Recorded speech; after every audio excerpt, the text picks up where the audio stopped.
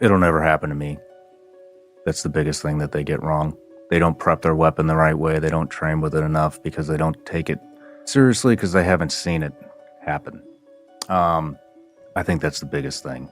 Another thing that I see, or when you get into the industry a little bit deeper and you have the people that make that a lifestyle, is they get more than they need. And they buy all this equipment and they don't learn how to use it because it's complicated. You know, I've when I used to teach people personal protection and stuff, these guys would show up, you know, with lasers, with scopes, with all these things, and they don't even know, they can't even sight them in, you know, and those are the ones that are coming out that are asking for help. A lot of people just put these together and they just blow money, and they really don't know how to use them. And I think that's a mistake. There's so many mindset things that people paint these scenarios in their head, and that's how it's going to go down. And it's not going to go down like that, you know, and you see that not just in personal protection, but all the way to a lot of people think things are going to happen here, you know, and they think that it's going to be one day, it's going to be, all right, we got to fight for the country. That's not how these things happen. It's a slow rollout, and it gets very confusing. Call it the zombie apocalypse. Cool. But you get these guys and they think that one day that the zombie apocalypse is going to happen, we're going to get invaded, and it's going to be, you need to eliminate everything that wears this or looks like that, or it's not how it goes down. How it goes down is very slow and it's confusing, and you really have to pay attention to target identification because the whole world just doesn't flip, you know, at once. Another thing that I see a lot, or, you know, people they want to get real big into shooting and they want to prep for the end of the world or whatever. And they put so much emphasis on that, but they're 150 pounds overweight. More people die of a heart attack every year than anything else, and they don't have an AED, and they're 150 pounds overweight, you know, an AED defibrillator. And it's like, that's great that you're, you know, getting ready for all these things that might happen, maybe one day, but you're 150 pounds overweight and you don't even know how to use a defibrillator, you know, and they don't like it when you tell them that, but that's the real threat.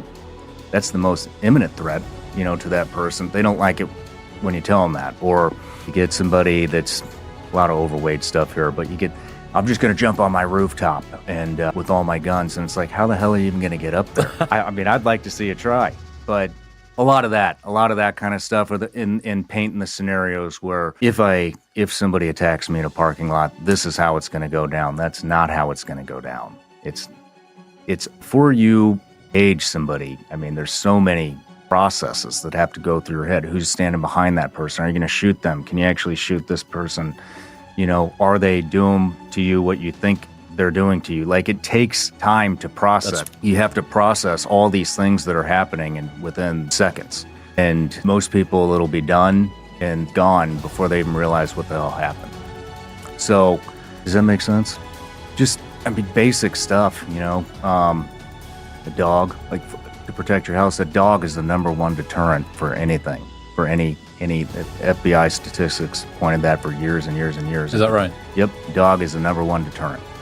But I think the biggest thing with home security nowadays is the internet. You know, people are posting, you can map your whole house out. You know, if you follow certain people on Instagram, especially some of these influencers, if you pay attention, you can map their whole damn house out. Or they post where they live, and then you can look it up on realtor.com, and there's the whole layout. You know, and they got, yeah, you're right, they got 200,000, 1 million, 2 million people following them, and they're posting, hey, I'm in Cancun. There's the biggest mistakes that people make. You know, they take home security so seriously, and then it's these stupid little mistakes. Hey, I'm out of town, and nobody's watching the house, or you know, like right now, I'm in Austin. My wife and kid are at home. I'm not telling anybody on social media that I'm in Austin until I get home, and then I'll tell them. Yep. It could be anybody though. You know, I mean, we're talking about famous people, and you know, I'm sure you deal with some of that as well. But it doesn't necessarily have to be famous people. It could be, let's say you live in a town of 6,000 people, and you're the only heart surgeon in town. You're wealthier than 95%, you know, of that town, and your kid goes to school, and you do only have 50 people following you. everybody knows you're the wealthiest person in town. So the minute you go to Florida to go to the beach, guess what? Everybody in town knows that you're gone, and they're going to go right over there if they want, And so it could happen on any scale. Yeah, the thing that I tell them to do is just avoid it at all costs. I think a lot of these confrontations happen and it's unnecessary. It's two egos going at it. And like, for example, it just happened to me yesterday.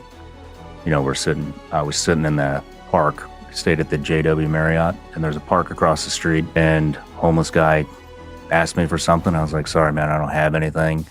And he got irate with me, charged me, was telling me I needed to stand up and da-da-da. And I was just like, hey, man, you got to be careful, You really need to be careful with people that don't have anything to lose when you have something to lose. And so the first thing I would say is just get the hell out of there. If there's any possibility of you being able to exit that situation, let it go. I think a lot of people can't just let it go. But if you're in imminent danger, then, you have really no choice but to confront it, in my mind. And so I would advise, especially today, crime's on the rise. There's rioting right now, but it happens a lot more than it used to. And carry a gun. Gun's going to give you that confidence, especially if you know how to use it, and all kinds of different scenarios. My wife was a realtor in Boca Raton, Florida, showing really high-end houses. And it took one time where she got in an uncomfortable scenario with somebody that wanted to come look at the house. She didn't have a gun. That never happened again, And so I'm a huge gun advocate. I really think that if you have the means to get one, have the time to learn how to use it, then you should be carrying one. It's just different times today. Well, those are the people I was talking about earlier that are preparing for the zombie apocalypse. That are going to jump on their rooftop. And those people are living in a fantasy land. They've not been to war. They never will be. I think that they feel a void in their life because they never went to war. And so they're like hoping for some kind of crazy opportunity to. For Chris, it's a valid concern. Being 100% honest, that's part of the reason why I left that business model. Is I was teaching that kind of stuff, and I was teaching very advanced stuff as well. And it got to the point where I was like, man, the last thing I need is somebody walking into a school wearing my brand, across their chest. And I really started thinking about like, what am I willing to teach somebody? Why in the fuck do you need to know how to take an entire building down? You don't need to fucking know that. You might want to know that, but you don't need to know that.